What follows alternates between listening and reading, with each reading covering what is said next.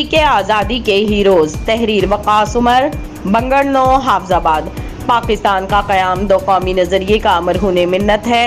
محمد بن قاسم کی برصغیر آمد کے ساتھ ہی دو قومی نظریے کا تصور وجود میں آیا۔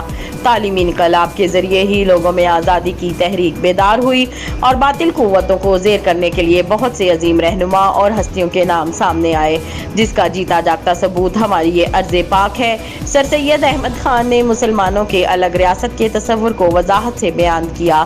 سر سید احمد خان وہ شخصیت ہیں جنہوں نے دو قومی نظریے کے ذریعے دنیا بھر کو آشکار کروایا کہ مسلمان اور ہندو دو الگ الگ قومیں ہیں۔ یہی وہ نظریہ تھا جو بعد میں پاکستان کے وجود کا سبب بنا۔ انہوں نے مسلمانوں میں بیداری علم کے لیے علی گڑھ تحریک کا آغاز کیا۔ وہ یہ محسوس کر چکے تھے کہ انگریز کے دور حکومت میں مسلمانوں کی زبوں حالی سے نجات کا واحد راستہ انگریزی زبان اور جدید تعلیم کا حصول ہے۔ سر سید احمد خان کی علمی تحریک کے نتیجے میں تحریک پاکستان کے لیے کارکنوں کی تعلیم یافتہ کھیپ تیار ہوئی، جنہوں نے اس تحریک کو کامیابی سے ہمکنار کیا۔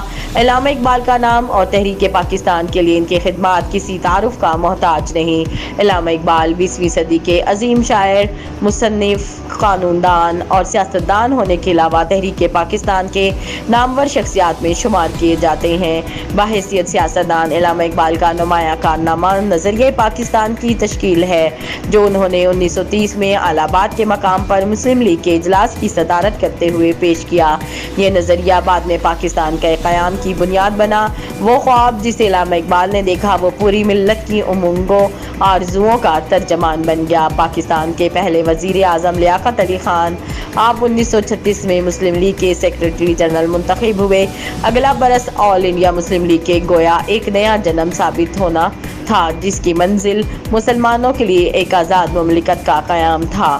تحریک پاکستان کی کامیابی میں مولانا ظفر علی خان، میاں فضل حسین مولانا، حسرت موہانی، مادر ملت فاطمہ جناح، خواجہ نظام الدین، راجہ غضنفر علی خان، چودھری رحمت علی، مولوی ابو القاسم فضل الحق اور دو بھائیوں مولانا شوکت علی خان اور مولانا جوہر کا کردار بھی ناقابل فراموش ہے۔ قائد اعظم محمد علی جناح نے مسلم لیگ کے سائے تلے دو قومی نظریے کو پاکستان کی شکل میں حقیقت سے ہمکنار کیا۔ قدرت جب کسی قوم پر مہربان ہوتی ہے یا اسے کسی قوم کی تقدیر سنوارنا مقصود ہوتا ہے تو وہ اس میں ایسے ہی بے لوث قائد پیدا کر دیتی ہے۔ 1913 میں مسلم لیگ میں شمولیت اختیار کرنے والے قائد اعظم محمد علی جناح برصغیر کے مسلمانوں کے لیے ایک ایسے قائد بن کر ابھرے۔ وہ ایک ایسی شخصیت ہے جن کی عظمت اور بلندی کردار کے مخالفین کی بھی معترف تھے۔ قائد اعظم محمد علی جناح نے تدبر، فہم و فراست، سیاست، دور اندیشی اور جد مسلسل سے مسلمانوں کو ہندوؤں اور انگریزوں کی غلامی سے نجات دلائی۔